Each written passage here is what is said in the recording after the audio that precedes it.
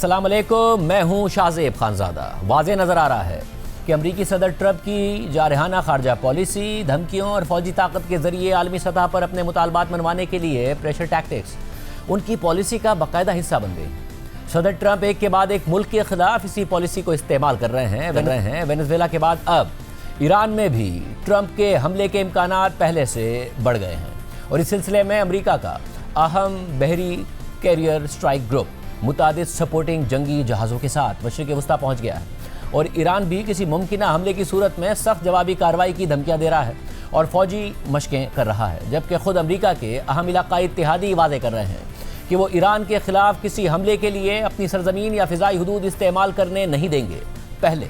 मुत्तहिदा अरब अमारात ने यह वाज़े कर दिया था कि वो अपनी फ़िज़ाई, ज़मीनी या बहरी हदूद को ईरान के ख़िलाफ़ किसी भी फ़ौजी कार्रवाई के लिए इस्तेमाल नहीं होने देगा, जबकि अब सऊदी वली अहद शहज़ादा मोहम्मद बिन सलमान ने भी ईरानी सदर मसूद पेज़ेश्कियान से टेलीफोनिक गुफ्तगू के दौरान उन्हें यकीन दिला दिया है कि सऊदी अरब ईरान के ख़िलाफ़ किसी फ़ौजी कार्रवाई या हमले के लिए अपनी फ़िज़ाई हदूद या सरजमीन के इस्तेमाल की इजाज़त नहीं देगा, जिसके बाद ख़ित्ते में सूरत हाल एक बार फिर कशीदा है। ऐसे में अमरीका ख़ित्ते में अपने फ़ौजी अड्डों की हिफाजत के लिए अपनी दिफाई सलाहियतों में भी इजाफ़ा कर रहा है। सदर ट्रंप इस माह के आगाज़ से ही हुकूमत मुखालिफ मुजाहिरीन के ख़िलाफ़ क्रैकडाउन और गिरफ्तार मुजाहिरीन को फांसी देने की सूरत में ईरान पर हमले की धमकियाँ दे रहे हैं। हालांकि खुद उनके मुताबिक ईरान ने मुजाहिरीन के खिलाफ क्रैकडाउन रोक दिया है और अब किसी को फांसी भी नहीं दी जा रही है, मगर इसके बावजूद खित्ते में अमरीकी हमले के इम्कानात मुसलसल बढ़ रहे हैं और ट्रंप तकरीबन हर रोज़ ईरान को हमले की रहे हैं और साथ ही मुज़ाकरात की मेज़ पर आने की दावत दे रहे हैं। कल सदर ट्रंप ने कहा कि हमारा एक और खूबसूरत बहरी बेड़ा ईरान की तरफ जा रहा है, ईरान को मुआहदा कर लेना चाहिए। There's another beautiful armada floating beautifully toward Iran right now. So we'll see. I hope they make a deal. I hope they make a deal. They should have made a deal the first time they'd have a country. इसके बाद आज सदर Trump ने social media पर भी इस हवाले से पोस्ट की और कहा कि एक बहुत बड़ा बहरी बेड़ा ईरान की तरफ बड़ी ताकत, जोश और वाज़ेह मकसद के साथ तेज़ी से आगे बढ़ रहा है। अजीम तैयारा बरदार बहरी जहाज़ अब्राहम लिंकन की क़यादत में ये बेड़ा वेनेजुएला भेजे गए बेड़े से कहीं ज़्यादा बड़ा है। वेनेजुएला की तरह ये भी मुकम्मल तौर पर तैयार है और ज़रूरत पड़ने पर तेज़ी और ताकत के साथ अपना मिशन अंजाम देने की ख्वाहिश और सलाहियत रखता है। ट्रंप ने मज़ीद लिखा कि उम्मीद है कि ईरान जल्दी से मुज़ाकरात की मेज़ पर आ जाएगा और एक मुनसिफाना और काबिल कबूल मुआहदा कर लेगा। उसके पास कोई जौहरी हथियार नहीं होगा, ऐसा मुआहदा जो तमाम फरीक़ों के लिए बेहतर हो। वक्त तेज़ी से ख़त्म हो रहा है, ये निहायत अहम लम्हा है। जैसा कि मैंने ईरान को पहले भी कहा था मुआहदा कर लो, उन्होंने नहीं किया और फिर ऑपरेशन मिडनाइट हैमर हुआ जिसमें ईरान को बड़ी तबाही का सामना करना पड़ा। ट्रंप ने मज़ीद लिखा कि अगला हमला इससे कहीं ज़्यादा शदीद होगा, ऐसा दोबारा होने ना दें। इससे पहले अमरीकी न्यूज़ वेबसाइट एक्सियोस ने सदर ट्रंप से होने वाली गुफ्तगू का हवाला देते हुए लिखा था कि सदर ट्रंप ने पीर को एक इंटरव्यू में एक्सियोस को बताया कि ईरान के साथ सूरत हाल गैर यकीनी है क्योंकि उन्होंने खित्ते में एक बड़ा बहरी बेड़ा भेजा है। लेकिन सदर ट्रंप का ख्याल है कि ईरान वाकई कोई मुआहदा करना चाहता है, जबकि वाइट हाउस हुक्काम का कहना है कि ईरान पर हमला अब भी एक ऑप्शन है। हालांकि ईरान में मुजाहिरों को बड़ी हद तक दबा दिया गया है। इस सूरत हाल से बाखबर ज़राए के मुताबिक ट्रंप ने अभी कोई हतमी फैसला नहीं किया है। इम्कान है कि वो इस हफ्ते मजीद मुशावरत करेंगे और उन्हें इजाफी फौजी ऑप्शंस पेश किए जाएंगे। ताहम सदर ट्रंप ने अपनी कौमी सलामती टीम की तरफ से पेश करदा ऑप्शंस या अपनी पसंद के बारे में बात करने से इनकार किया। लेकिन ट्रंप ने मजीद कहा कि सिफारतकारी अब भी एक ऑप्शन है। ईरानी मुआहदा करना चाहते हैं, मुझे मालूम है, उन्होंने मुतादिद मौक़े पर राब्ता किया है, वो बात करना चाहते हैं। रिपोर्ट में मजीद लिखा है कि एक सीनियर अमरीकी ओहदेदार ने ट्रंप के इस इंटरव्यू के चंद घंटे बाद सहाफ़ियों को ब्रीफिंग देते हुए कहा कि अमरीका ईरान के साथ मुज़ाकरात के लिए तैयार है। अमरीकी ओहदेदार ने कहा कि अगर वो हमसे राब्ता करना चाहते हैं और उन्हें शराइत मालूम हैं तो हम बातचीत करेंगे। अमरीकी ओहदेदार ने मज़ीद कहा कि मुआहदे के लिए अमरीका की शराइत गुज़िश्ता एक साल के दौरान कई बार ईरान तक पहुँचाई जा चुकी हैं। रिपोर्ट के मुताबिक इस सारी सूरत हाल में ट्रंप के करीब कुछ ज़्यादा सख्त गिर अमरीकी हुक्काम ने उनसे कहा है कि वो अपनी रेड लाइन को नाफिज कर दें, जिसका वादा उन्होंने ईरानी मुजाहिरीन की मदद करने और ईरानी हुकूमत को सज़ा देने के लिए किया था। जबकि ट्रंप इंतज़ामिया के दूसरे अराकीन ने इस हवाले से सवाल उठा दिया है कि तेहरान पर बमबारी करने से अमरीका को आखिर क्या हासिल होगा और ये अराकीन इस बात में ज़्यादा दिलचस्पी रखते हैं कि ईरानी हुकूमत की कमज़ोरी को इस्तेमाल करके किसी मुआहदे के लिए दबाव डाला जाए। अमरीकी हुकाम का कहना है कि किसी भी मुआहदे में ایران سے تمام افزودہ یورینیم ہٹانا، ایران کے لانگ رینج میزائلز کے ذخیرے کی حد مقرر کرنا، خطے میں پراکسیز کی حمایت کرنے کی ایرانی پالیسی میں تبدیلی اور ایران کے اندر یورینیم کی آزادانہ افزودگی پر پابندی شامل ہونی چاہیے۔ ایسے میں ایرانی حکام کا کہنا ہے کہ وہ بات چیت کے لیے تو تیار ہیں، لیکن انہوں نے ان شرائط کو قبول کرنے کا کوئی اشارہ نہیں دیا۔ اس ساری صورتحال میں امریکی فوج صدر ٹرمپ کے کسی بھی حکم کے لیے تیار ہے۔ طیارہ بردار بحری جہاز USS ابراہم لنکن کے علاوہ امریکی فوج نے مزید F-15 اور F-35 لڑاکا طیارے، فیول ٹینکرز اور اضافی ایئر ڈیفنس سسٹمز بھی خطے میں بھیجے ہیں تاکہ اگر ایران جوابی حملہ کرے تو دفاع کیا جا سکے۔ ذرائع کے مطابق سینٹ کام کے کمانڈر ایڈمرل بریٹ کوپر نے ہفتے کو اسرائیل کا دورہ بھی کیا تھا تاکہ فوجی منصوبوں اور ایران کے ممکنہ حملے کے خلاف مشترکہ دفاعی اقدامات کے لیے ہم آہنگی حاصل کی جا سکے۔ اس ساری صورتحال میں کل اسرائیلی وزیر اعظم نیتن یاہو نے بھی ایک تقریب سے خطاب کرتے ہوئے کہا کہ اگر ایران نے اسرائیل پر حملہ کرنے کی سنگین غلطی کی تو ہم سخت جواب دیں گے۔ ایرانی فوج بحالی کی کوشش کر رہی ہے لیکن ہم اسے ایسا کرنے کی اجازت نہیں دیں گے۔ اگر ایران نے اسرائیل پر حملہ کرنے کی سنگین غلطی کی تو ہم سخت جواب دیں گے۔ امریکی صدر ٹرمپ مسلسل ایران کو حملے کی دھمکیاں دے رہے ہیں اور خطے میں امریکہ کی بڑھتی ہوئی فوجی سرگرمیاں بھی کسی ممکنہ بڑے حملے کی تیاری لگ رہے ہیں، مگر اس صورتحال میں خطے میں امریکہ کے اہم اتحادی اور ایران کے قریب موجود بڑی خلیجی ریاستیں خود کو ان حملوں سے دور کر رہی ہیں۔ پیر کو متحدہ عرب امارات نے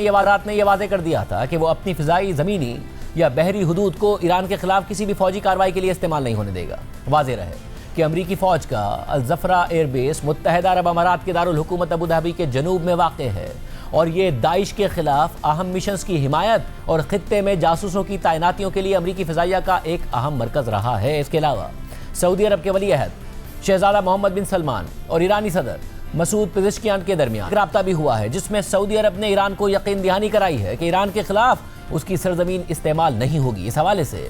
سعودی وزارت خارجہ کی جانب سے جاری اعلامیہ کے مطابق منگل کو سعودی عرب کے ولی عہد اور وزیر اعظم شہزادہ محمد بن سلمان کو ایران کے صدر مسعود پزشکیان کی جانب سے ایک ٹیلی فون کال موصول ہوئی۔ گفتگو کے آغاز میں ایرانی صدر نے ایران کی موجودہ صورتحال پر روشنی ڈالی اور اس حوالے سے ایرانی حکومت کی کوششوں کا جائزہ پیش کیا۔ ساتھ ہی انہوں نے جوہری معاملے سے متعلق مذاکرات میں ہونے والی تازہ پیش رفت پر بھی بات کی۔ اس موقع پر ولی عہد شہزادہ محمد بن سلمان نے ایران کی خود مختاری کے احترام سے متعلق اپنے موقف کی تصدیق کی اور اس بات پر زور دیا کہ سعودی عرب کسی بھی فریق کی جانب سے، چاہے اس کا تعلق کہیں سے بھی ہو، ایران کے خلاف کسی فوجی کارروائی یا حملے کے لیے اپنی فضائی حدود یا سرزمین کے استعمال کی اجازت نہیں دے گا۔ اعلامیہ میں مزید لکھا ہے کہ شہزادہ محمد بن سلمان نے اختلافات کو بات چیت کے ذریعے حل کرنے کی ہر اس کوشش کی حمایت کا بھی اعادہ کیا جو خطے میں سلامتی اور استحکام کو فروغ دے۔ ایرانی صدر مسعود پزشکیان نے ایران کی خود مختاری اور علاقائی سالمیت کے احترام پر سعودی عرب کے مضبوط موقف پر شکریہ ادا کیا اور خطے میں امن و استحکام کے لیے ولی عہد کی جانب سے کی جانے والی کوششوں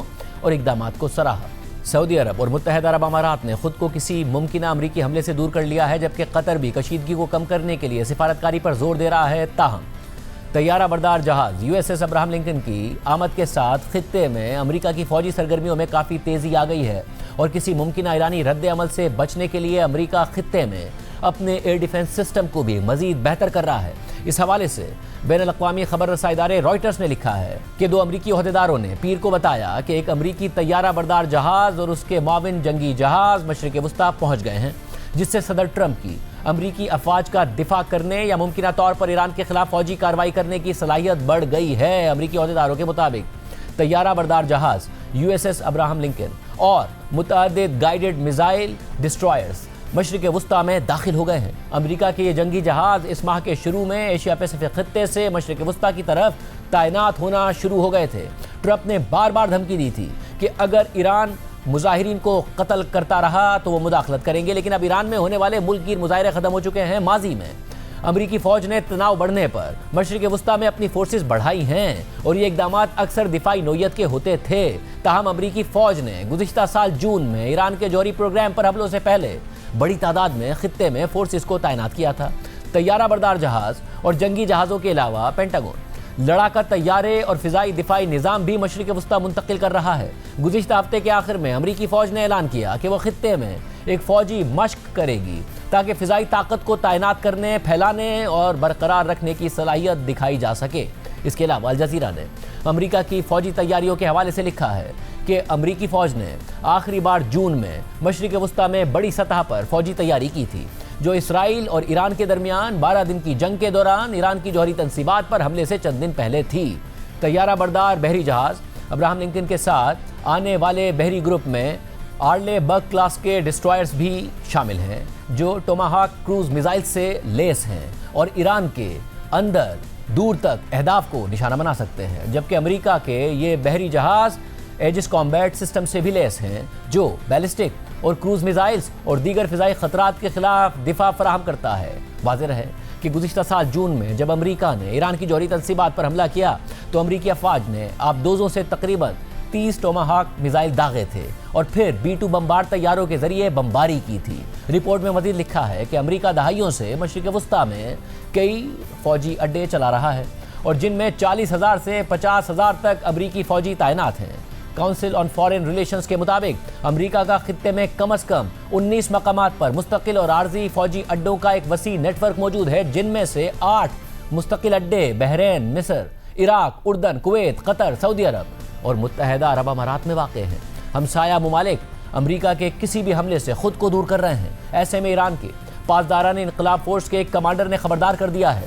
کہ اگر ایران پر حملے کے لیے پڑوسی ممالک کی سرزمین استعمال کی گئی تو انہیں دشمن سمجھا جائے گا۔ ایران کی فارس نیوز ایجنسی کے مطابق پاسداران انقلاب کی بحری فورسز کے سیاسی نائب محمد اکبر زادہ نے کہا ہے کہ پڑوسی ممالک ہمارے دوست ہیں، لیکن اگر ان کی زمین، فضا یا پانی ایران کے خلاف استعمال ہوئے تو انہیں دشمن تصور کیا جائے گا۔ اس ساری صورتحال میں یہ خبریں بھی سامنے آ رہی ہیں کہ امریکی صدر ٹرمپ فوجی کارروائی سمیت کچھ دیگر آپشنز پر بھی غور کر رہے ہیں، جن میں وینزویلا کی طرح ایران کی مکمل بحری ناکہ بندی بھی شامل ہے۔ اسرائیلی اخبار یروشلم پوسٹ نے اس حوالے سے لکھا ہے کہ صدر ٹرمپ کو حملے کے بارے میں فیصلہ کرتے وقت جن مشکلات کا سامنا ہے ان میں سے ایک یہ ہے کہ ایران کے اندر حکومتی کریک ڈاؤن کے بعد مظاہروں میں نمایاں کمی آ چکی ہے، اور رپورٹس کے مطابق صدر ٹرمپ نے ایران کے اندر ایک محدود اور بامقصد کارروائی کی بات کی ہے، جو اس بات کی نشاندہی کرتی ہے کہ وہ کسی طویل جنگ میں الجھنا نہیں چاہتے، اور اس سے ظاہر ہے کہ ایران کے اندر زمینی فوج کی کوئی تعیناتی بھی نہیں ہوگی۔ ایسے میں زیر غور آپشنز میں ایران میں مظاہروں کو کنٹرول کرنے والی بسیج فورسز کی تنصیبات اور ان افراد کو نشانہ بنانا بھی شامل ہے جنہوں نے کریک ڈاؤن کے احکامات دیے اور مظاہروں کو کچلا۔ یروشلم پوسٹ نے مزید لکھا ہے کہ ٹرمپ انتظامیہ اس امکان کا جائزہ لے رہی ہے کہ ایران کی بحری ناکہ بندی کر دی جائے تاکہ وہ تیل برآمد نہ کر سکے۔ صدر ٹرمپ اس سے پہلے وینزویلا میں نکولس مادورو حکومت کے خلاف بھی ایسا ہی قدم اٹھا چکے ہیں، اور اس ناکہ بندی کے چند ہفتوں بعد امریکی فوج نے وینزویلا کے اندر صدر مادورو اور ان کی اہلیہ کو گرفتار کرنے کے لیے ایک کارروائی کر دی تھی۔ ایسی کارروائی کے فوائد واضح ہیں کہ جب مظاہروں کی عدم موجودگی کی وجہ سے حکومت کو کوئی خطرہ نہیں ہے تو بحری ناکہ بندی سے معاشی دباؤ مزید بڑھے گا، جو عوامی احتجاج کو دوبارہ ابھار سکتا ہے اور ایک بار پھر ایران کی حکومت کو اندر سے غیر مستحکم کر سکتا ہے۔ امریکہ کے ممکنہ حملے پر ایران کا بھی سخت رد عمل سامنے آ رہا ہے، لیکن ساتھ ہی یہ خبر بھی سامنے آ رہی ہے کہ ایران کے وزیر خارجہ عباس عراقچی اور ٹرمپ کے خصوصی نمائندے اسٹیو وٹکاف کے درمیان غیر رسمی رابطے ہو رہے ہیں، جس کی تصدیق جنیوا میں ایران کے سفیر نے خود کی تھی، اور صدر ٹرمپ بھی مسلسل کہہ رہے ہیں کہ ایرانی ہم سے رابطے میں ہیں اور انہیں معاہدہ کر لینا چاہیے، مگر اب ایران کے وزیر خارجہ عباس عراقچی نے اس بات کو مسترد کر دیا ہے۔ ایران کی سرکاری میڈیا کے مطابق ایران کے وزیر خارجہ عباس عراقچی نے کہا ہے کہ حالیہ دنوں میں ان کا صدر ٹرمپ کے خصوصی نمائندے اسٹیو وٹکاف سے کوئی رابطہ نہیں ہوا اور نہ ہی ایران نے مذاکرات کی کوئی درخواست کی ہے۔ عباس عراقچی نے مزید کہا کہ مختلف ثالث مشاورت کر رہے ہیں اور ایران سے رابطے میں ہیں۔ ہمارا موقف واضح ہے، دھمکیوں کے ساتھ مذاکرات نہیں ہو سکتے اور بات چیت اسی وقت ممکن ہے کہ جب دباؤ اور غیر ضروری مطالبات ختم ہو جائیں۔ ایران دباؤ اور دھمکیوں کے ساتھ مذاکرات سے انکار کر رہا ہے، جبکہ صدر ٹرمپ طاقت کے ذریعے ہی مذاکرات کرنا چاہتے ہیں، جیسا کہ انہوں نے وینزویلا کے ساتھ کیا۔ ایسے میں اب ایران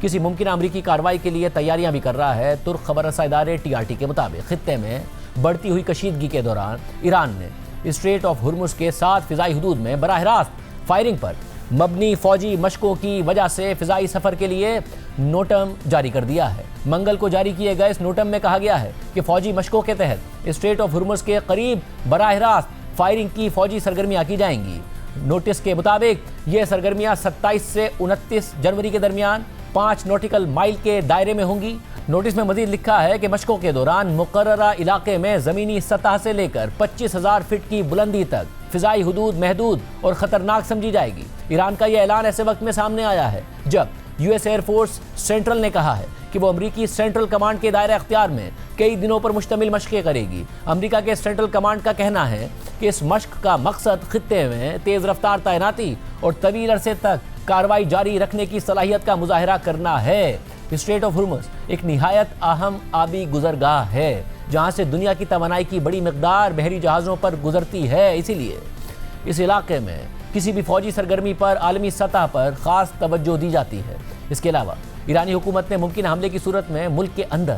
انتظامی امور کے حوالے سے بھی اہم اقدامات کیے ہیں۔ بین الاقوامی جریدے فائنینشل ٹائمز کی رپورٹ کے مطابق ایران کے صدر مسعود پزشکیان نے امریکہ یا اسرائیل کی جانب سے ممکنہ نئے حملوں کی صورت میں ضروری اشیاء کی فراہمی کو یقینی بنانے اور حکومتی امور جاری رکھنے کے لیے ہنگامی اقدامات شروع کر دیے ہیں۔ ایران کے سرکاری میڈیا کے مطابق منگل کو سرحدی صوبوں کے گورنرز کے ساتھ اجلاس میں مسعود پزشکیان نے ایسے احکامات جاری کیے جن کا مقصد غیر ضروری سرکاری کارروائیوں کو ختم کرنا اور بنیادی اشیاء کی درآمد کو تیز کرنا ہے۔ اجلاس میں صدر مسعود پزشکیان نے کہا کہ ہم صوبوں کو اختیارات دے رہے ہیں تاکہ ان صوبوں کے گورنرز، عدلیہ اور دیگر اداروں کے حکام سے براہ راست رابطہ کر سکیں اور خود فیصلے کریں۔ رپورٹ میں مزید لکھا ہے کہ یہ اقدام ایسے وقت میں کیا گیا ہے کہ جب امریکہ یا اسرائیل کے ساتھ ایک اور ممکنہ تنازع کے خدشات بڑھ رہے ہیں اور بظاہر اس کا مقصد یہ ہے کہ اگر اعلیٰ قیادت کو نشانہ بنایا جائے تو اختیارات صوبوں کو منتقل کیے جا سکیں۔ ایران کی پاسداران انقلاب فورس نے خطے کے ممالک کو خبردار کیا ہے کہ کسی بھی نئے حملے کی صورت میں اسٹریٹ آف ہرمز کے ذریعے تیل کی ترسیل خطرے میں پڑ سکتی ہے جو ایران اور خلیجی ممالک کے درمیان واقع ہے۔ واضح رہے کہ گزشتہ سال جون میں جنگ کے بعد ایرانی حکومت نے اعلان کر دیا تھا کہ تمام 31 صوبوں کو اختیارات سونپ دیے جائیں گے تاکہ حکومت کے امور جاری رہ سکے۔ منگل کو اعلان کیے گئے اقدامات کے تحت صوبائی گورنرز کو یہ اجازت دی گئی ہے کہ وہ پڑوسی ممالک کے ساتھ بارٹر ٹریڈ جیسے طریقوں کے ذریعے غیر ملکی کرنسی کے بغیر درآمدات کر سکیں اور بیوروکریٹک عمل کو بائی پاس کر سکیں۔ ایرانی حکومت کی ترجمان فاطمہ مہاجرانی نے منگل کو کہا کہ ایران پر جنگ کا بھاری سایہ ہے جس نے موجودہ مسائل کو زیادہ پیچیدہ کر دیا ہے، مگر فاطمہ مہاجرانی نے اس بات پر زور دیا کہ ایران مکمل طور پر تیار ہے کہ وہ بیرونی جارحیت کے خلاف اپنی حفاظت کرے، لیکن ساتھ ہی کہا کہ حکومت اب بھی سفارتکاری کے ذریعے حل تلاش کرنے کی کوشش کر رہی ہے۔ اس کے علاوہ ایران کے اندر بھی ممکنہ حملوں کے پیش نظر عوام کو تیار کیا جا رہا ہے۔ اسی سلسلے میں اتوار کو تہران کے انقلاب چوک پر ایک بڑا پوسٹر نصب کیا گیا جس میں دکھایا گیا ہے کہ کئی لڑاکا طیارے ایک بحری جہاز کو نشانہ بنا رہے ہیں جس پر امریکی پرچم لگا ہوا ہے، اور اس پوسٹر پر لکھا ہوا ہے کہ اگر تم ہوا کے بیچ بو تو تمہیں طوفان کا سامنا کرنا پڑے گا۔ CNN کے نمائندے نے تہران سے اس چوک کے مناظر رپورٹ کیے اور وہاں موجود ایرانی شہریوں سے ممکنہ امریکی حملوں پر بات بھی کی۔ ایرانی قیادت امریکہ اور خاص طور پر ٹرمپ انتظامیہ کو ایک بہت طاقتور اور واضح پیغام بھیج رہی ہے، اور یہ پیغام تہران کے وسط میں واقع انقلاب چوک پر نصب اس بہت بڑے پوسٹر پر واضح طور پر دیکھا جا سکتا ہے۔ اس پوسٹر پر درج پیغام میں لکھا ہے کہ اگر آپ ہوا کا بیج بوئیں گے تو آپ کو طوفان کا سامنا کرنا پڑے گا۔ اس پیغام کا واضح مطلب یہ ہے کہ اگر امریکہ ایران پر حملہ کرتا ہے تو ایران بھرپور جواب دے گا، جو یقیناً امریکہ اور ایران کے درمیان ایک بڑے فوجی تصادم کا باعث بھی بن سکتا ہے۔ یہی بات ان بہت سے شہریوں کے ذہنوں میں بھی ہے جن سے ہم نے یہاں بات کی۔ میں نہیں جانتی کہ کیا کہا جائے، لیکن لگتا ہے کہ سب لوگ ایرانی عوام کے مفاد کے خلاف ایک دوسرے کے ساتھ تعاون کر رہے ہیں۔ میرے خیال میں ٹرمپ شاید حملہ کرنے کی ہمت نہیں رکھتا اور وہ صرف بلف کر رہا ہے۔ یہ سب کچھ ایسے وقت میں ہو رہا ہے جب صدر ٹرمپ اپنے اگلے اقدامات پر غور کر رہے ہیں۔ امریکہ نے اس خطے میں بڑی فوجی طاقت جمع کی ہے، لیکن ایرانی حکام کا بھی کہنا ہے کہ انہوں نے اپنے بیلسٹک میزائلز کے ذخائر دوبارہ بنا لیے ہیں اور کسی بھی وقت سخت جواب دینے کے لیے تیار ہیں۔ یہ سب کچھ ایران میں جنوری کے اوائل میں ہونے والے بڑے مظاہروں کے بعد ہو رہا ہے، اور جب آپ یہاں سڑکوں پر جاتے ہیں تو دیکھ سکتے ہیں کہ بہت سے لوگ اس واقعے سے ابھی بھی صدمے میں ہیں۔ جب مجھے گھر چھوڑنا پڑا تو سڑکوں پر جو لوگ موجود تھے مجھے نہیں پتا کہ ان کے بارے میں کیا کہا جائے، لیکن صورتحال بہت خراب تھی۔ اب جب انٹرنیٹ کی سہولت بحال ہو گئی ہے تب ہمیں معلوم ہوا کہ کتنے زیادہ لوگ مارے گئے۔ پروگرام میں آگے بڑھتے ہیں۔ امریکی صدر ٹرمپ کے اپنے حریفوں کے ساتھ ساتھ اپنے اتحادیوں کے حوالے سے گزشتہ ایک سال کے جارحانہ اقدامات نے دنیا کو نئی صف بندیوں پر مجبور کر دیا ہے۔ فی الحال کوئی بہت بڑی تبدیلی یا کوئی ایسا بلاک تو نہیں بنا جس سے امریکی اجارہ داری کو خطرہ لاحق ہو جائے، تاہم ٹرمپ کے اقدامات سے متاثرہ ممالک ایک دوسرے کے قریب آ رہے ہیں اور ٹرمپ کے بلند ٹیرفز کے اثرات اور مجموعی طور پر امریکی معیشت پر انحصار کم کرنے کے لیے غیر معمولی اور غیر متوقع فیصلے اور اقدامات اٹھا رہے ہیں۔ ٹرمپ کے اقدامات کے نتیجے میں تیار ہونے والی اس نئی تجارتی صف بندی کی ایک بڑی مثال بھارت اور یورپی یونین کے درمیان طے پانے والا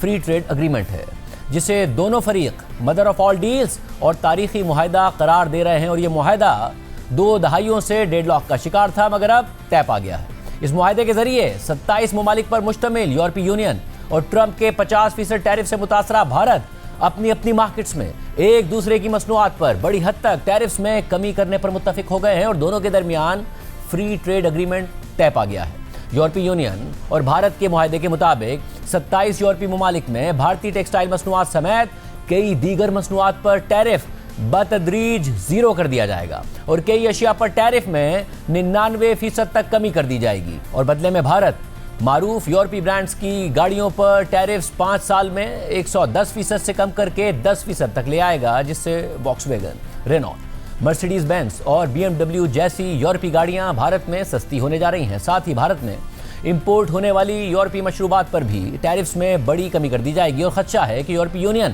اور بھارت کے درمیان اس ٹریڈ ڈیل کے اثرات پاکستانی معیشت پر پڑیں گے اور خاص طور پر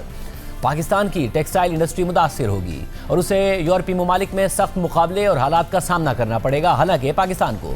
یورپی یونین کا GSP پلس اسٹیٹس حاصل ہے، جس سے پاکستانی مصنوعات کو بآسانی رسائی کے لیے کم ٹیرف سمیت کئی رعایتیں ملی ہوئی ہیں، مگر ایپٹما کے مطابق اب بھارت کی یورپی یونین سے ڈیل کے بعد یہ ایڈوانٹیج ختم ہو جائے گا۔ ایپٹما یعنی آل پاکستان ٹیکسٹائل ملز ایسوسی ایشن کے بیان کے مطابق یورپی یونین پاکستان کی برآمدات کے لیے ایک نہایت اہم منڈی ہے۔ پاکستان کی کل برآمدات کا تقریباً 27.2% حصہ جو سال 2025 میں $8.8 ارب کے قریب تھا، وہ یورپی یونین کے 27 ممالک کو جاتا ہے، جبکہ پاکستان کی مجموعی ٹیکسٹائل برآمدات کا تقریباً 39% حصہ جس کی مالیت تقریباً $7 ارب بنتی ہے، وہ اسی یورپی منڈی میں جاتا ہے۔ اسی لیے پاکستان کا GSP پلس اسٹیٹس پاکستان کی ایکسپورٹ کمپیٹیٹیونس میں مرکزی حیثیت رکھتا ہے، جس سے پاکستان کو یورپی یونین کی 66% ٹیرف لائنز پر ڈیوٹی فری رسائی حاصل ہے۔ پاکستان کی یورپی یونین کو ٹیکسٹائل اور ملبوسات کی تقریباً 89% برآمدات پر GSP پلس کے تحت کوئی ڈیوٹی نہیں لگتی۔ ایپٹما کے مطابق پاکستان اور بھارت یورپی یونین کی منڈی میں براہ راست حریف ہیں، جہاں دونوں کی ٹیکسٹائل اور ملبوسات کی برآمدات تقریباً $7 ارب کے قریب ہیں۔ بھارت اہم مصنوعات میں پاکستان سے براہ راست مقابلہ کرتا ہے، جن میں گارمنٹس، ہوم ٹیکسٹائل اور کاٹن بیسڈ پروڈکٹس شامل ہیں۔ یورپی یونین اور بھارت کے فری ٹریڈ اگریمنٹ سے پہلے پاکستان یورپی یونین کی منڈی میں نسبتاً بہتر پوزیشن میں تھا۔ بھارت کو حاصل اسٹینڈرڈ GSP کے مقابلے میں پاکستان کو GSP پلس کے تحت ٹیرفز میں زیادہ رعایتیں اور زیادہ موزوں رولز کی سہولت حاصل تھی۔ جہاں پاکستان کو 66% ٹیرف لائنز پر ڈیوٹی فری رسائی حاصل تھی، تو وہیں بھارت کو ٹیرف سے متعلق جزوی رعایتیں ملی ہوئی تھیں، اور بھارت کی کئی ٹیکسٹائل اور ملبوسات کی مصنوعات پر یورپی یونین کی ڈیوٹیز 12% تک تھیں۔ ایپٹما نے مزید لکھا ہے کہ یورپی یونین کی برآمدی حدوں سے تجاوز کرنے کے بعد بھارت اسٹینڈرڈ GSP کی اہلیت سے باہر نکلنا شروع ہو گیا تھا، جس کے نتیجے میں جنوری 2026 میں یعنی اسی مہینے بھارت کو حاصل GSP رعایت معطل ہو گئی تھی۔ لہٰذا کسی فری ٹریڈ اگریمنٹ کی عدم موجودگی میں یہ صورتحال یقینی طور پر یورپی یونین کی منڈیوں میں بھارت کی رسائی کو کمزور کر دیتی اور پاکستان کو اپنی برتری مضبوط کرنے کا موقع فراہم کر دیتی۔ تاہم اب یہ حالات پوری طرح بدل چکے ہیں۔ ایپٹما کے مطابق یورپی یونین اور بھارت کے تجارتی معاہدے کے تحت بھارت نے اپنی ٹیکسٹائل اور ملبوسات کی 100% ٹیرف لائنز پر فوری طور پر ڈیوٹی فری رسائی حاصل کر لی ہے، جبکہ پاکستان اب بھی یورپی یونین کو صرف 66% ٹیرف لائنز پر ڈیوٹی فری برآمدات جاری رکھے گا۔ یورپی یونین اور بھارت کے تجارتی معاہدے میں ٹیکسٹائل اور ملبوسات کی تمام بڑی کیٹیگریز کا احاطہ کیا گیا ہے، جن میں کاٹن یارن، ریڈی میڈ گارمنٹس، مردوں اور عورتوں کے کپڑے اور ہوم ٹیکسٹائل شامل ہیں، اور اس کے نتیجے میں بھارت یورپی یونین کی منڈی میں نمایاں طور پر زیادہ کمپیٹیٹیو ہو گیا ہے، اور پاکستان کی موجودہ GSP پلس برتری مؤثر طور پر ختم ہو گئی ہے اور کئی شعبوں میں بھارت سبقت لے گیا ہے۔ اسی طرح سابق نگراں وفاقی وزیر گوہر اعجاز نے ایکس پر یورپی ممالک میں بھیجی جانے والی بھارتی اشیاء پر ٹیرفز زیرو کیے جانے کا چارٹ شیئر کرتے ہوئے لکھا کہ گزشتہ سال زیرو ٹیرف کے تحت مارکیٹ تک رسائی کی وجہ سے یورپی یونین کو پاکستان نے 9 ارب ڈالرز کی برآمدات کی تھی۔ اب یہ سہولت ختم ہو گئی ہے کیونکہ اب یہی زیرو ٹیرف یورپی یونین کو برآمدات کرنے والے تمام بڑے علاقائی حریفوں پر بھی لاگو ہو چکے ہیں۔ گوہر اعجاز نے مزید لکھا کہ حکومت پاکستان کو چاہیے کہ وہ انڈسٹری کو انرجی، ٹیکس اور فائنینسنگ اخراجات کے حوالے سے خطے میں مقابلے کے قابل بنائے۔ انڈسٹری اب نظام کی نااہلیوں کا بوجھ مزید برداشت نہیں کر سکتی۔ فیصلہ آج ہی کرنا ہوگا۔ یورپی یونین کو 9 ارب ڈالرز کی برآمدات اور 1 کروڑ نوکریاں خطرے میں ہیں۔ پاکستان کی انڈسٹری بھارت اور یورپی یونین کے فری ٹریڈ اگریمنٹ پر خدشات کا اظہار کر رہی ہے۔ ساتھ ہی یہ پیش رفت اس لحاظ سے بھی اہم ہے کہ یورپی یونین اور بھارتی حکومت اس تجارتی ڈیل کے لیے تقریباً 2 دہائیوں سے مذاکرات کر رہے تھے مگر معاہدہ طے نہیں پا رہا تھا، لہٰذا اب اچانک معاہدے کو ٹرمپ کے معاشی دباؤ کا نتیجہ قرار دیا جا رہا ہے، جبکہ خود ٹرمپ انتظامیہ کا بھی یورپی یونین اور بھارت کی قربت اور تجارتی معاہدے پر رد عمل سامنے آ گیا ہے، جس میں یورپی یونین کو خبردار کیا گیا ہے۔ یورپی یونین اور بھارت کے درمیان تجارتی معاہدے کو حتمی شکل دینے کے لیے یورپی یونین کی 2 اہم ترین شخصیات یورپی کمیشن کی صدر ارسولا وان ڈر لیئن اور یورپی کونسل کے صدر انٹونیو کوسٹا اعلیٰ سطح کے وفد کے ساتھ بھارت میں تھے۔ انہوں نے پرسوں بھارت کے یوم جمہوریہ کی مرکزی تقریب میں بطور مہمان خصوصی شرکت بھی کی۔ ان کی شرکت اور آپٹکس کو امریکہ کے لیے اہم پیغام بھی قرار دیا جا رہا ہے۔ بھارت اور یورپی یونین کے درمیان فری ٹریڈ اگریمنٹ پر کل EU انڈیا سمٹ کے دوران مذاکرات مکمل ہونے کا باضابطہ اعلان اور دستخط کیے گئے، جس میں بھارتی وزیر اعظم مودی خود شریک تھے۔ معاہدے کے حوالے سے تبصرہ کرتے ہوئے یورپی کمیشن کی صدر نے وزیر اعظم مودی کو مخاطب کرتے ہوئے کہا کہ ہم نے یہ کر دکھایا، ہم نے mother of all deals deliver کر دی ہے۔ Prime Minister, distinguished friend, we did it. We delivered the mother of all deals. We are creating a market of 2 billion people, and this is the tale of 2 giants, the world's 2nd and 4th largest economies, 2 giants who choose partnership in a true win-win fashion. بعد میں x پر post کرتے ہوئے یورپی commission کی صدر نے مزید کہا کہ آج یورپ اور بھارت تاریخ رقم کر رہے ہیں۔ ہم نے مدر آف آل ڈیلز کو مکمل کر لیا ہے اور 2 ارب لوگوں پر مشتمل ایک آزاد تجارتی زون قائم کر دیا ہے جسے دونوں فریق فائدہ اٹھائیں گے۔ یہ صرف آغاز ہے، ہم اپنے اسٹریٹجک تعلقات کو مزید مضبوط بنائیں گے۔ ایک اور پوسٹ میں یورپی کمیشن کی صدر نے لکھا کہ فری ٹریڈ اگریمنٹ کے تحت یورپی ایکسپورٹرز کو ڈیوٹیز کی مد میں سالانہ 4 بلین یوروز کی بچت ہوگی اور یورپی یونین کی ایکسپورٹس ڈبل ہونے کی بھی توقع ہے۔ بھارتی وزیر اعظم نریندر مودی نے بھی اس معاہدے کو مدر آف آل ڈیلز قرار دیتے ہوئے کہا کہ یہ بھارت کی اپنی تاریخ کا سب سے بڑا فری ٹریڈ اگریمنٹ ہے، جس سے بھارتی کسانوں کے لیے بھی یورپی مارکیٹس تک رسائی آسان ہو جائے گی۔ آج بھارت نے اپنے اتہاس کا اب تک کا سب سے بڑا فری ٹریڈ ایگریمنٹ سمپن کیا ہے۔ یہ ایک ایتہاسک سمجھوتا ہمارے کسانوں، ہمارے چھوٹے ادیوگوں، اس کے یورپین مارکیٹ تک پہنچ آسان بنائے گا، مینوفیکچرنگ میں نئے اوسر پیدا کرے گا اور ہمارے سروسز سیکٹر کے بیچ سہیوگ کو اور پربل کرے گا۔ دنیا میں لوگ اس کی چرچا مدر آف آل ڈیلز کے روپ میں کر رہے ہیں۔ فری ٹریڈ اگریمنٹ کے نتیجے میں بھارت اور یورپی یونین میں شامل 27 ممالک میں کون سی مصنوعات سستی ہونے جا رہی ہیں اور کس انڈسٹری کو فائدہ پہنچنے جا رہا ہے، اس حوالے سے رائٹرز میں تفصیلات شائع ہوئی ہیں۔ رپورٹ کے مطابق بھارت اور یورپی یونین کے درمیان ایک طویل عرصے سے زیر التوا تجارتی معاہدہ طے پا گیا ہے، جس کے تحت زیادہ تر اشیاء پر ٹیرفز میں بڑی حد تک کمی کر دی جائے گی۔ اس معاہدے کا مقصد 2 طرفہ تعلقات کو فروغ دینا اور بڑھتی ہوئی عالمی تجارتی کشیدگی کے دوران امریکہ پر انحصار کم کرنا ہے۔ یورپی یونین کے مطابق توقع ہے کہ یہ معاہدہ 2032 تک یورپی یونین کی بھارت کو برآمدات کو دگنا کر دے گا، کیونکہ تجارتی اشیاء کی مجموعی قدر کے لحاظ سے 96.6% اشیاء پر ٹیرفز مکمل ختم یا کم کر دیے جائیں گے اور اس سے یورپی کمپنیز کو ڈیوٹی کی مد میں 4 ارب یوروز یعنی 4.75 ارب ڈالرز کی بچت ہوگی۔ بھارتی وزارت تجارت کے مطابق یورپی یونین 7 سال میں بھارت سے درآمد کی جانے والی 99.5% اشیاء پر ٹیرفز کم کر دے گا، جبکہ بھارتی مرین گڈز، چمڑے اور ٹیکسٹائل کی مصنوعات، کیمیکلز، ربڑ اور بیس میٹل سمیت قیمتی پتھروں اور زیورات پر ٹیرفز 0 کر دیے جائیں گے۔ بھارت اور یورپی یونین نے کہا ہے کہ زراعت سے منسلک اشیاء جیسے کہ سویا، بیف، چینی، چاول اور دودھ سے بنی ہوئی مصنوعات کو اس تجارتی معاہدے سے باہر رکھا گیا ہے۔ رائٹرز کی رپورٹ میں مزید لکھا ہے کہ یورپی یونین کے ایک بیان کے مطابق بھارت کے ساتھ طے پانے والے معاہدے کے بعد بھارت یورپی گاڑیوں پر ٹیرفز 5 سال میں 110% سے کم کر کے 10% تک لے آئے گا، جس سے یورپی آٹو کمپنیز کو فائدہ ہوگا۔ دونوں فریقین کے مطابق گاڑیوں پر کم ٹیرف سالانہ 2,50,000 گاڑیوں پر دیا جائے گا، جن کی مالیت 15,000 یورو سے زیادہ ہوگی، جبکہ معاہدے کے نفاذ کے ساتھ ہی ٹیرفز کم ہو کر 30 سے 35% رہ جائیں گے۔ رپورٹ میں مزید لکھا ہے کہ بھارت یورپی وائن پر ٹیرفز فوری طور پر 150% سے کم کر کے 75% کر رہا ہے، جو بتدریج 20% تک لائے جائیں گے۔ یورپی یونین کے مطابق دیگر الکوہل مشروبات پر ٹیرفز 40% تک کم کیے جائیں گے۔ ساتھ ہی یورپ سے بھارت آنے والی متعدد یورپی اشیاء جیسے کہ مشینری، الیکٹریکل آلات، کیمیکلز، لوہا اور اسٹیل پر بھی ٹیرفز کم کر دیے جائیں گے یا ختم کر دیے جائیں گے۔ بھارت کی یورپی یونین سے تجارتی معاہدے کے پاکستان پر کیا اثرات پڑیں گے؟ آج وزیر خزانہ کی ایپٹما کے وفد سے ملاقات ہوئی۔ اس ملاقات میں موجود تھے وفاقی وزیر پیٹرولیم علی پرویز ملک صاحب۔ علی پرویز ملک صاحب، بہت شکریہ ہمیں شو میں جوائن کرنے کے لیے۔ وزیر خزانہ کی ملاقات ہوتی ہے، ایپٹما کا وفد تھا، آپ بھی وہاں پر موجود تھے۔ نئی ڈیولپمنٹ یہ ہوئی ہے، انڈسٹری تو پہلے شکایت کر رہی تھی کہ جی ہماری انرجی کاسٹ زیادہ،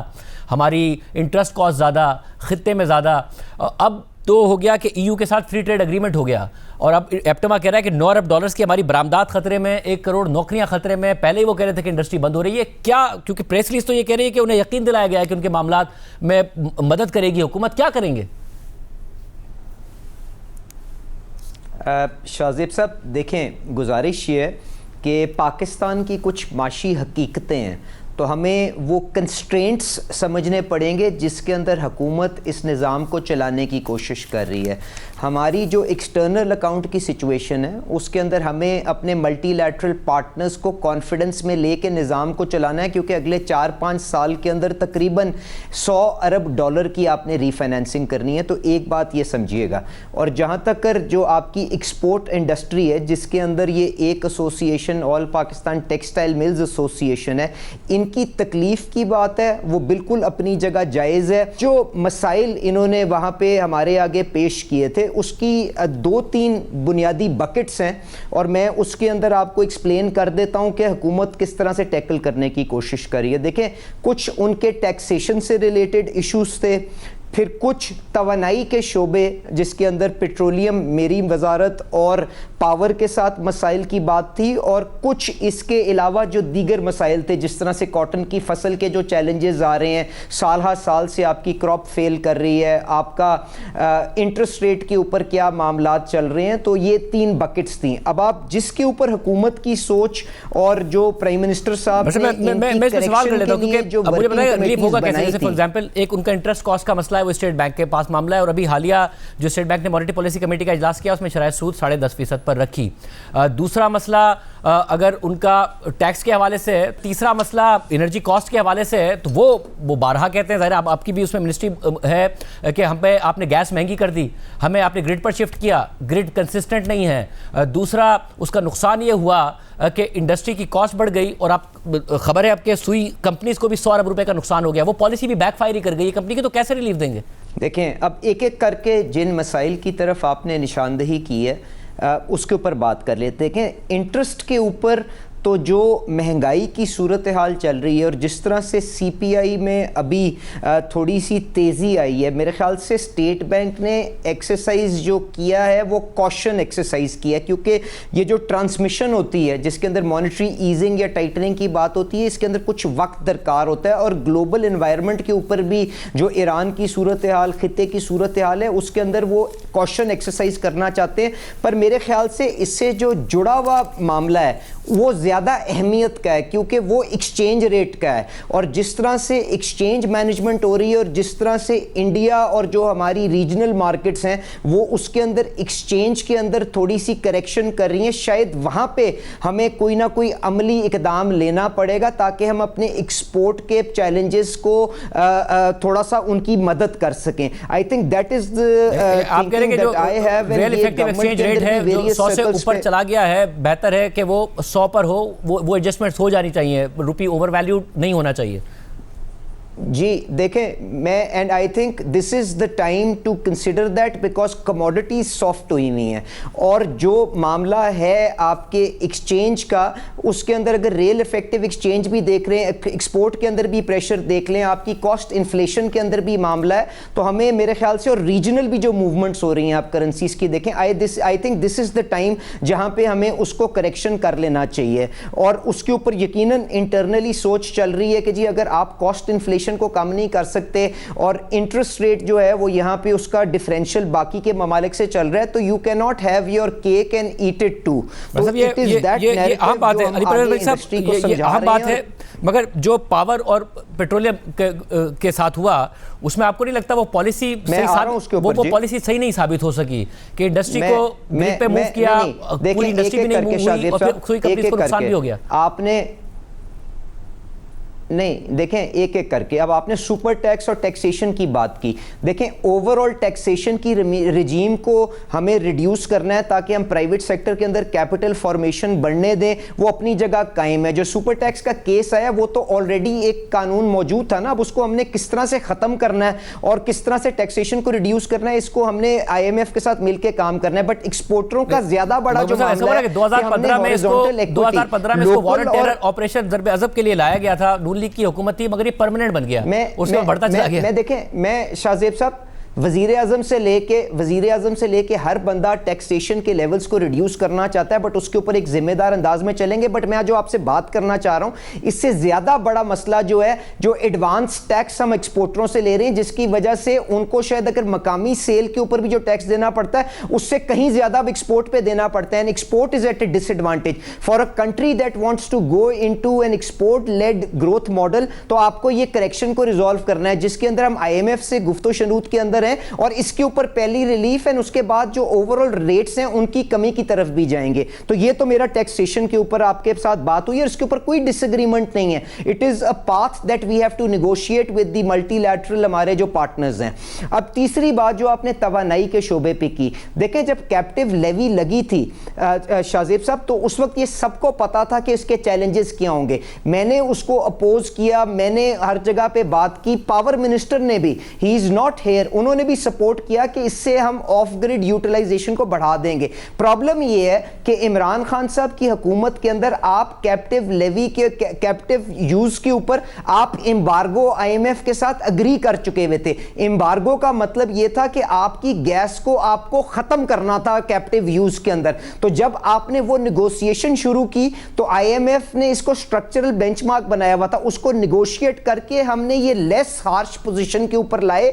جس کے اندر 400 MMCFD سے 100 MMCFD 150 MMCFD کے اوپر ڈیمانڈ آ گئی ہے. پر آج بھی وہ لوگ جن کے پاس کوئی متبادل ایندھن نہیں ہے وہ کیپٹیو سے کم از کم گیس ڈرا کر رہے ہیں. اب ہم نے کیپٹیو لیوی کی ویور کے لیے آئی ایم ایف سے دوبارہ انگیج کیا ہوا ہے. This is something that is there in the I M F framework, without their approval it can not be dismantled. اس کے اوپر ہماری جو اور کوششیں ہیں لوگوں کو, حکومت کو یا انڈسٹری کو سستی بجلی مہیا کرنے کی, وہ یہ ہے کہ آپ ان کے اوپر جو کراس سبسڈی کا بوجھ ہے, وزیر اعظم صاحب نے اس کے لیے ڈیفرنٹ سیمولیشنز رن کی ہیں. ہم B3 یا B4 ٹیرف کے اوپر اگر 100 ارب کی سبسڈی ہے اس کو کہیں اور سے ہم فنڈ کر دیتے ہیں اور انڈسٹری سے کراس سبسڈائز نہیں کرواتے تو it will give a huge impacts in reducing the cost of energy for the industry. اس کے ساتھ ساتھ جو ٹائم آف یوز کا جو ہم نے ریٹ رکھا ہوا ہے کہ 4 گھنٹے کے اندر ہم پیک ریٹ چارج کرتے ہیں فار اے کنٹری جس کے اندر لوگ جلدی سے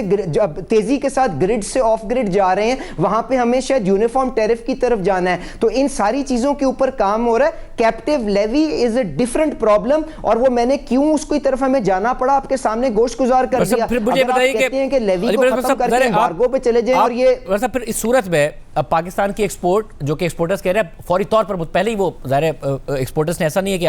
آج گلا کیا ہے, انہوں نے ان پر بھی بہت زیادہ تنقید ہوتی رہتی ہے کہ وہ ہمیشہ گلا کرتے ہیں یا ویلیو ایڈیشن میں اس طریقے سے نہیں پرفارم کرتے. بٹ پاکستان کا جو ٹیکسٹائل میں بھی ویلیو ایڈڈ ہے اس میں کی ایکسپورٹس میں ڈکلائن نہیں ہوا ہے, وہ پرفارم پھر بھی کر رہا تھا. مگر EU سے اگر انڈیا کے برابر آ جاتا ہے تو اس کے کمپیریٹیو ہونا ایک بہت چیلنجنگ ہو جائے گا. تو فوری طور پر کیا کرے گی حکومت؟ آج کیا کوئی فیصلہ ہوا ہے یا ابھی سر جوڑ کر بیٹھیں گے پھر بات ہوگی؟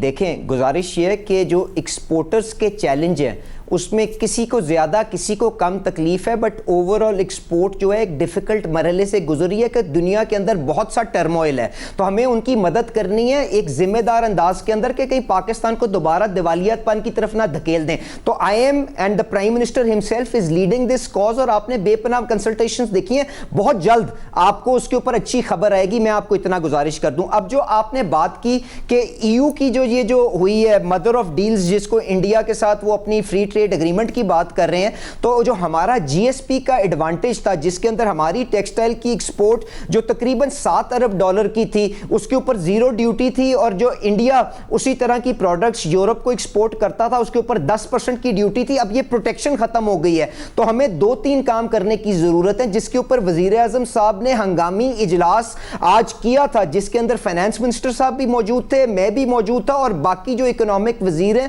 وہ بھی وہاں پہ موجود تھے. ہمیں 2-3 کام کرنے کی اب فوری طور پہ ضرورت ہے. ایک تو یہ ہے کہ جو جی ایس پی کی ہماری پروٹیکشن ہے اس کو انشور کرنا کہ وہ سسٹین کرے ان دا میڈیم ٹرم, کیونکہ اس کا بھی ایک ریویو سائیکل چل رہا ہے, وہ بہت ضروری ہے, جس کے اوپر اٹارنی جنرل آفس اینڈ جو لا منسٹرز آفس ہے ان کووننٹس کو مانیٹر کرتا ہے, ان کو اور فعال کرنے کی وزیر اعظم صاحب نے بات کی ہے. دوسری بات یہ ہے کہ شاید ہم امریکہ کے ساتھ جو ہمارا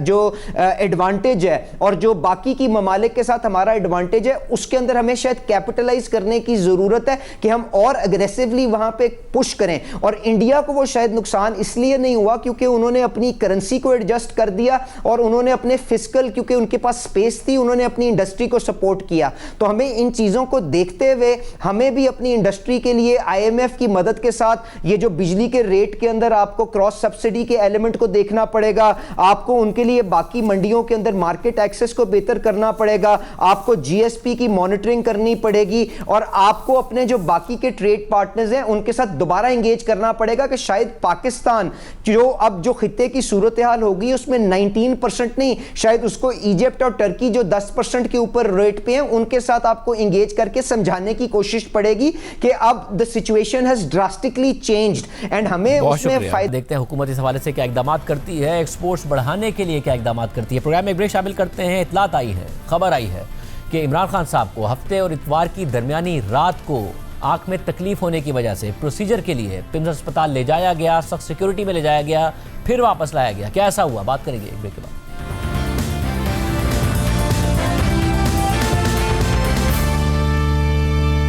عمران خان کی صحت کے حوالے سے ایک بار پھر افواہیں گرم ہو گئی ہیں. کل تحریک انصاف کا یہ دعویٰ سامنے آیا کہ عمران خان کی آنکھ میں شدید انفیکشن ہوا ہے, اور آج ڈان اخبار میں اکرام جنیدی کی خبر سامنے آئی کہ آنکھ میں انفیکشن کے علاج کے لیے عمران خان کو خفیہ طور پر اڈیالہ جیل سے ہفتے اور اتوار کی درمیانی رات پمز اسپتال لایا گیا تھا. تحریک انصاف عمران خان کی صحت کے حوالے سے تشویش کا اظہار کر رہی ہے اور ان سے ملاقات کروانے کا مطالبہ کر رہی ہے. آج نیوز کانفرنس کرتے ہوئے تحریک انصاف کے چیئرمین بیرسٹر گوہر خان نے کہا کہ عمران اسپتال لائے جانے کی خبر پر پارٹی اور فیملی کو بہت تشویش ہے, جبکہ سلمان اکرم راجہ نے مطالبہ کیا کہ عمران خان کے ذاتی معالجین کو ان سے ملنے دیا جائے. اس حوالے سے بات کریں گے. ہمارے ساتھ وزیر مملکت برائے داخلہ سینیٹر طلال چودھری صاحب موجود ہیں. طلال چودھری صاحب بہت شکریہ ہمیں شو میں جوائن کرنے کے لیے. طلال چودھری صاحب کس حد تک یہ خبر درست ہے کہ سابق وزیر اعظم عمران خان کو سخت سیکیورٹی میں ہفتے اور اتوار کی درمیانی رات لایا گیا اسپتال, پمز اسپتال, اور پھر ان کی آنکھ کا پروسیجر کیا گیا؟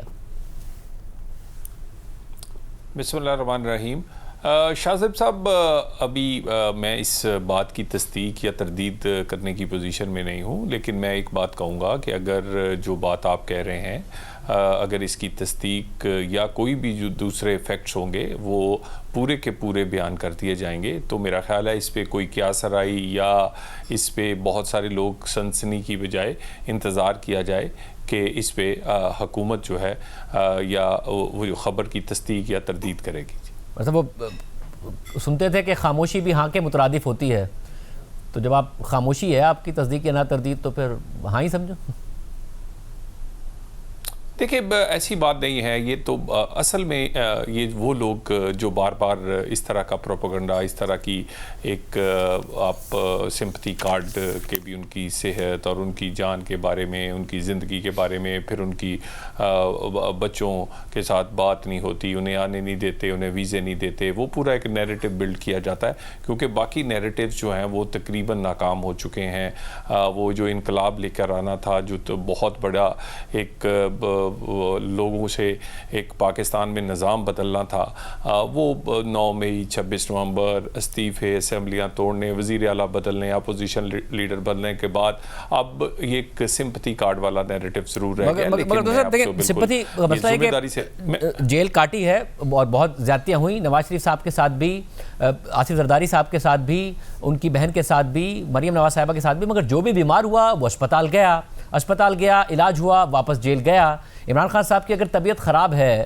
تو یا تو ان کی فیملی کے لوگوں کو, ان کی پارٹی کے لوگوں کو ان سے ملنے دیا جائے تاکہ وہ باہر آ کے بتا دیں, کیونکہ ظاہر ہے ان کے لاکھوں چاہنے والے ہیں, ان کی فیملی ممبرز ہیں, وہ سابق وزیر اعظم ہیں, اتنا تو وہ ڈیزرو کرتے ہیں کہ انہیں پتہ چلے کہ ان کی طبیعت کیسی ہے.